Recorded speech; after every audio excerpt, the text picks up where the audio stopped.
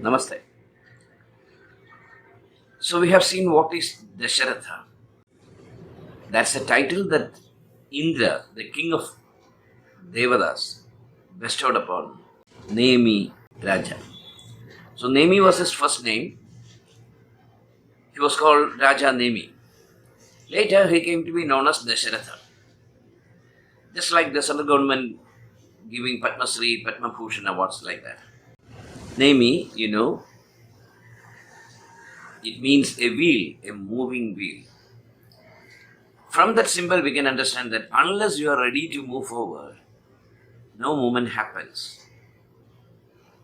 A rock will remain as a rock when it sits on the top of a huge mountain. And it will never move. It will remain like that for years, maybe for ages. But suddenly a huge wind comes and pushes it down. It rolls and rolls and rolls and rolls down. And finally, it becomes a beautiful rock. Similarly, when we are stuck up in a comfort zone where there are so many materialistic hopes and materialistic pleasures and all that, and you are satisfied with it, you will remain as an ordinary human being. The feeling that I should become an extraordinary human being is the most important thing. Then only you will move. What's the role of a guru then? He is the wind who comes and inspires you to become different. He tells you that you have to imprint the footsteps on that sand of time. This is a beach, the beach of time. And you're walking through the beach. Naturally, your footprints will be there. But suddenly, the whirl of time comes and sweeps, and it is gone. But certain footsteps remain on the sand. They are the successful people in the world. Buddha was a success. Shankaracharya was a success. Valmiki was a success. Vyasa was a success. They remain in the hearts of people even after their departure from this world. Thousands and thousands of years has gone. We think about Rama. We think about Krishna. We think about Christ. We think about Prophet. Why? Millions of people think about them every day, almost every day. But there are great writers, great politicians, great kings, but we learn about them only in books. There are millions of Muslims who pray to Allah in the morning. They accept Muhammad as their leader. Millions of Christians sit in front of Christ or cross and think about him. Hindus also think about God. They may call him Krishna, Rama, what are that? But they think of that same God. That's the difference. Because all these gurus walk in the path of spirituality. Not in politics, literature, social science, nothing like that. They walk in the path of spirituality. That is the unique nature of spirituality. You make the footprints on the sand of time forever. Not even a tsunami can wipe your footprints. For that, you have to think extraordinarily. If you are happy to become an ordinary person, people always say, "Oh, I'm just an ordinary person." That's not a glory. You are an extraordinary person. You have got extraordinary talents hidden in you. You have to come out in flying colors in this life. For that, you have to penetrate deep into yourself, into your unconscious mind. In spirituality, we call it Karana Sharira. Develop all those capacities that God has bestowed upon you. If you are not ready to do it, then you are an ordinary person. Everyone is a potential genius. Everyone is a potential saint. Everyone is a potential emperor. But very few people reach the height. Why? Because they accept one fact. The majority of the people accept one fact. Oh, I'm just an ordinary person. I have only ordinary talents. I have only ordinary attitudes. You are not an ordinary person. You are an extraordinary person, extraordinary genius. But unfortunately, you come to this life and get in tune with that ordinary concept. Throw it away.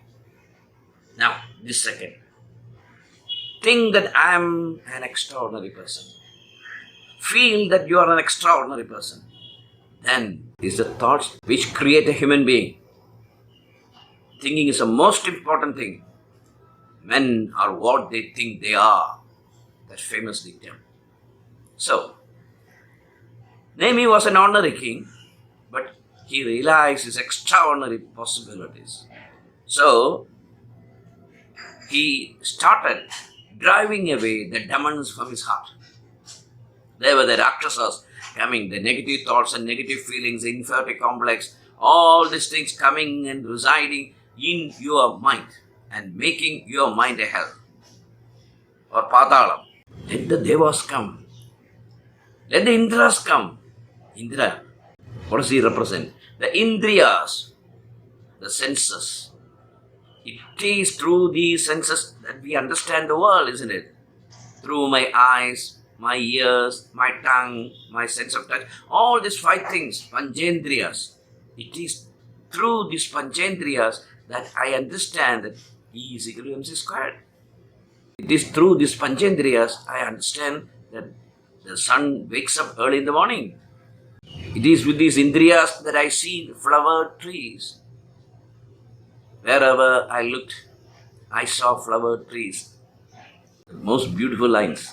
Wherever I looked, I saw only flowered trees in my youthhood or maybe in my childhood. That's what the poet Wordsworth says. Whenever I looked, I saw flowered trees, not unflowering trees. Isn't it? I don't know whether I can use that word, but that it means it. ഇവിടെ തിരിഞ്ഞങ്ങു നോക്കിയാലും അവിടെല്ലാം പൂത്ത മരങ്ങൾ മാത്രം. Changampuzha beautifully translated that.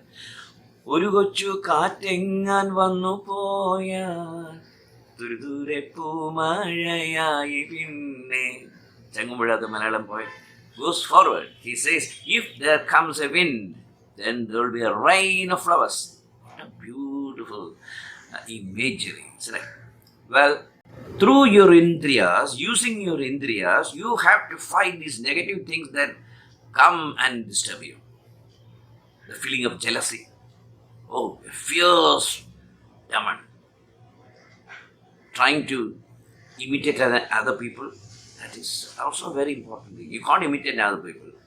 You should be you. Imitations are always less praised in the market. Original is most important. So, what's the meaning of imitating others? Hatred, another demon.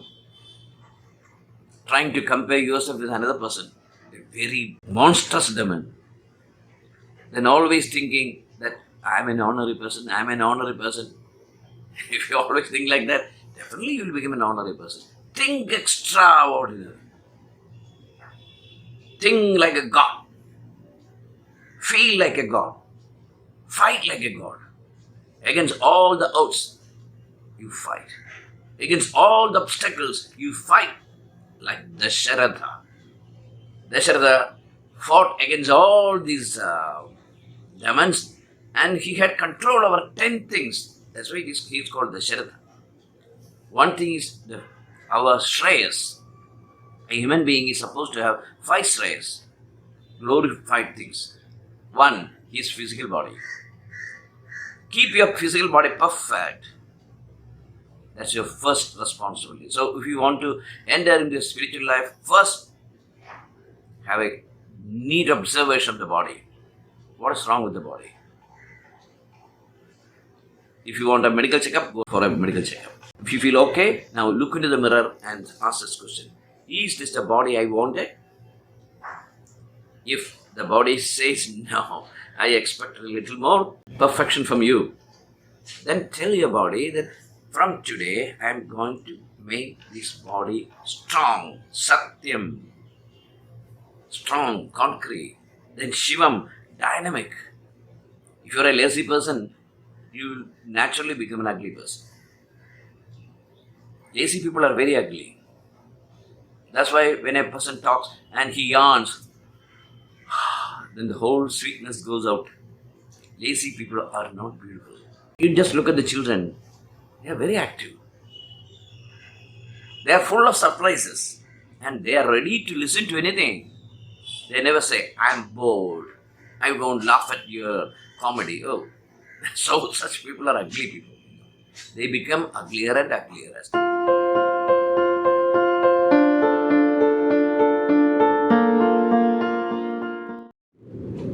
The Guru asked this question to the disciple. Why do you get old? Then the disciple says, I don't know. I'm getting older and older every day.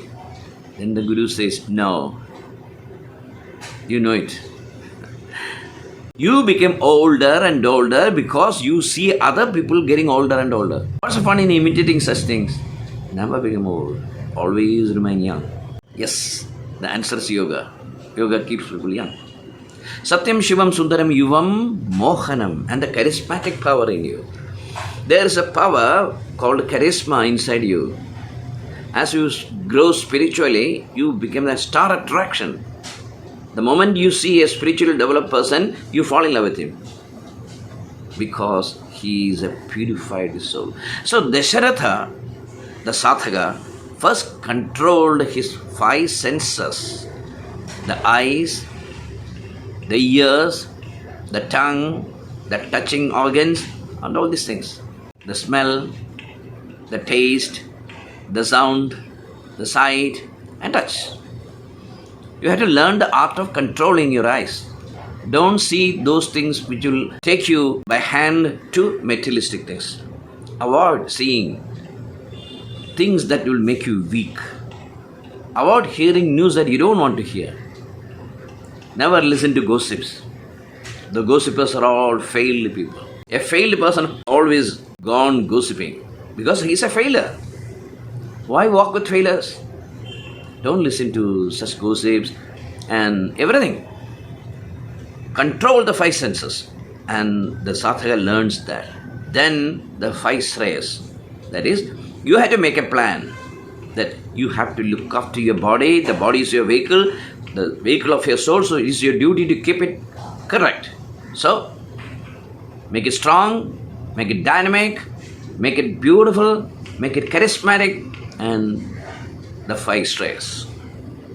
Thus, become a Sathaka. So, in our path, we have to be careful about controlling the 5 senses and attaining 5 Shreyas. That's your duty. So, that's the first thing that a Sathaka learns from Ramayana. That one has to look after the body, and then one has to look after the mind, one has to look after the intellectual side, one has to look after the intuition, and finally, one has to grow spiritually. So that's your target. Now, these are the subjects that you are going to learn in this university. Physical, emotional, intellectual, intuition, the 6th sense, and spiritual. Make a plan from today. On hour, you give it to these 5 things. Have I done something to keep my body right? Perfect. Have I started controlling my mind? When talking to people, when thinking, when visualizing, do I have a control over my mind? Ask that question and try to develop that control. And intellectually, did I learn anything that will boost my intellectual capacity? Then ask your mind, have I done something to grow in my intuition and spiritual? Every day, dedicate 1 hour for this. Pray deeply, recite the mantras, learn the slogas, meditate, and thus give 1 hour for your body, mind, and spirit. BMS, body, mind, and spirit. That's the method to become Dasharatha. Let's continue tomorrow. Namaste.